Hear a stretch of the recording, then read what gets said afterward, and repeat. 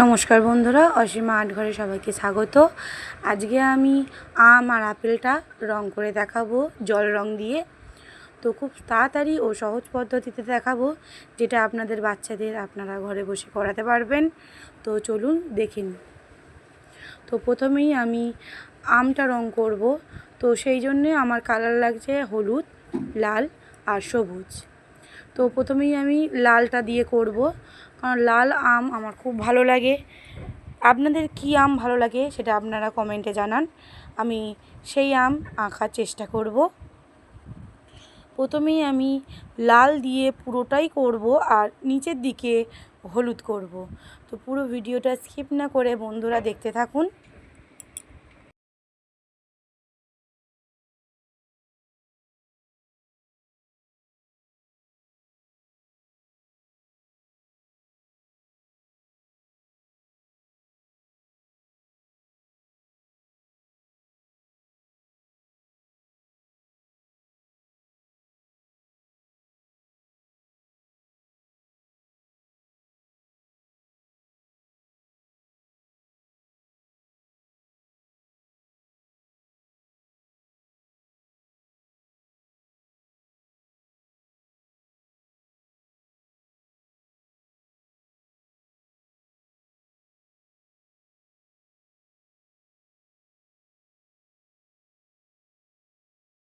লাল রং আমাদের হয়ে গেছে।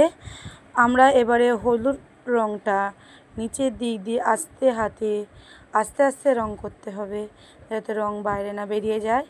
দিয়ে আমরা হলুদ রংটাও করে নেব।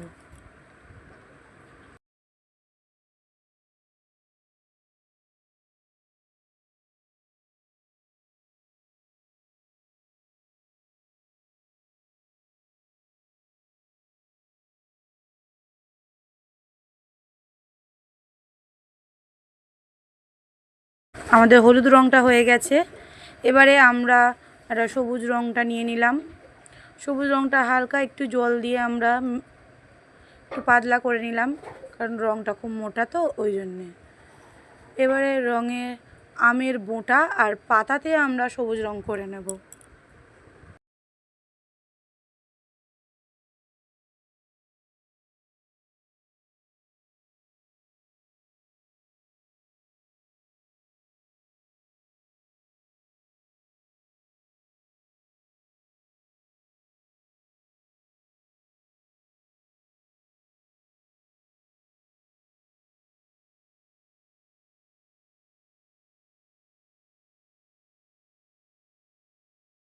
আমাদের আম রং হয়ে গেছে। তো বন্ধুরা দেখুন কেমন লাগছে। আর আমি উপরেও আম বলে লিখে দিলাম রং দিয়ে। এবারে আমরা আপেলের দিকে যাব। আমটা রং হয়ে গেছে। আপেল লাল হয় সেটা সবাই জানে। তো আমরা আপেলটা এবার রং করে নেব লাল রং দিয়ে।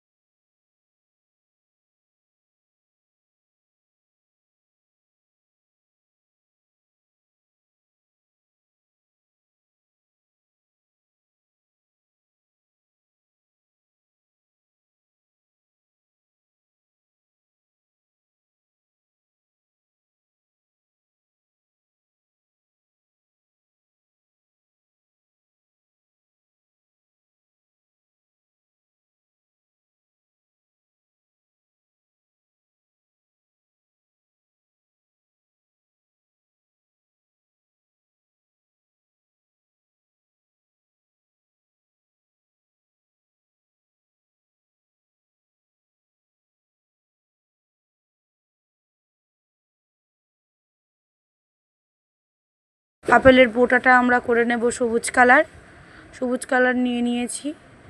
তো অল্প অল্প করে আস্তে আস্তে করে রঙটা করতে হবে। রং আমার এখনও শুকনো হয়নি। তো রং যদি লালের গায়ে লেগে যায় তাহলে ওটা ওর সঙ্গে মিশে একটা অন্য কালার হবে। সেই জন্য আমি আস্তে আস্তে রং করব। রং আমার হয়ে গেছে। এবারে আমি একটা ছোট্ট পাতা আমি করে দিচ্ছি। পাতা থাকলে দেখতেও সুন্দর লাগে। দিয়ে আমরা আপেল বলে উপরে লিখে দেব। বন্ধুরা আমাদের পুরো রং হয়ে গেছে। আমার চ্যানেলটা সাবস্ক্রাইব করে দিন, তাহলে আরও নতুন নতুন ভিডিও আপনাদের আমি করে দেখাবো।